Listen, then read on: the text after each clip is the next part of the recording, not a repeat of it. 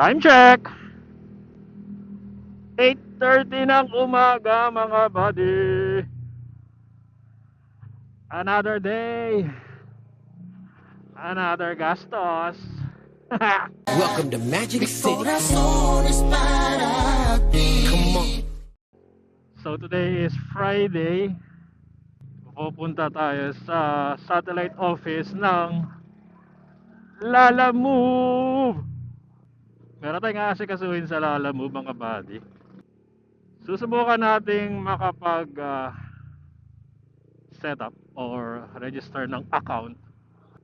Bali, ang gagawin natin mga buddy, susubukan natin mag part-time kay Lalamove para dun sa mga oras na libre tayo na instead na matulog,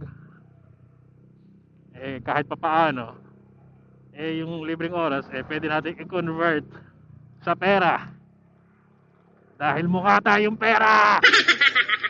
So, mula dito sa Marikina, hindi ko sigurado yung traffic kung matraffic pa ngayon sa may C5 kasi ang daan natin mga buddy is from Marikina, Riverbanks, tapos C5, Eastwood, C5, tapos Bagong Ilog. Dito sa ilalim mga buddy, may tinignan kasi akong mapa.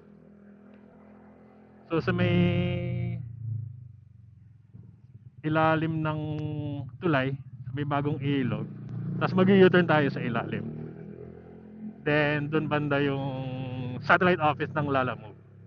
Yun yung pinakamalapit Yun yung nakikita ko pinakamalapit mula sa akin dito sa Marikina. So 8:30 ng umaga, wala pa tayong tulog. Galing tayong trabaho kagabi. So tara, sana maaga tayo matapos kasi chinek ko 9 o'clock open yung office nila. So since maaga naman tayo pupunta, sana maaga din tayo matapos at makatulog tayo dahil may pasok pa tayo mamayang gabi. So babalikan ko lang kayo mga buddy pag nandun tayo malapit or kapag dumating na tayo sa office ni Lalamove. So nandito na tayo mga buddy sa Riverbank Center. Kung naghahanap kayo mga buddy ng mga murang sapatos katulad ng Nike, Adidas, Crocs at marami pang branded na damit, meron dito sa loob na Riverbanks mga buddy. So bali mula Riverbanks, lusot na tayo ng Eastwood, tapos C5, tapos bakbak tayo sa traffic, sigurado yan. Pero sana hindi na masyado traffic kasi anong oras ba? 8:45 na Kumaga nakapasok na yung iba. Ito na, medyo build up na.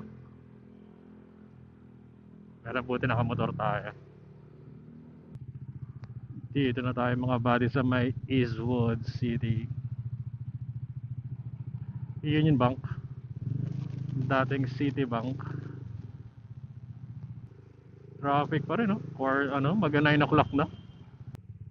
At natapos na tayo mga buddy. Tapos na tayo sa Lalamove office nila dito sa may Pasig.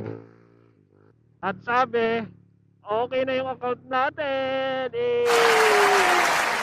So bali nag-register yung bagong number. May bagong number na ako sa kanila. So kapag hindi ako makalagin sa password ko, pwede ako mag-reset password. Tapos G na yon.